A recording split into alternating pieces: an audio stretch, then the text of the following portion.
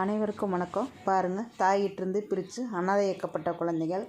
ஒருத்தர் சாப்பாடு போடுறான்னு தெரிஞ்சால் அவங்க வீட்டு பக்கத்துலேயோ இல்லை அவர் போகிற வழியிலையோ இந்த மாதிரி குட்டியில் கொண்டு வந்து போடுறது இப்போ ரொம்ப அதிகமாகிருச்சுங்க. பாவம், இந்த குழந்தைங்க தாய்கிட்டேருந்து பிரித்து கொண்டு வந்து இப்படி போட்டு போயிருக்கிறாங்க.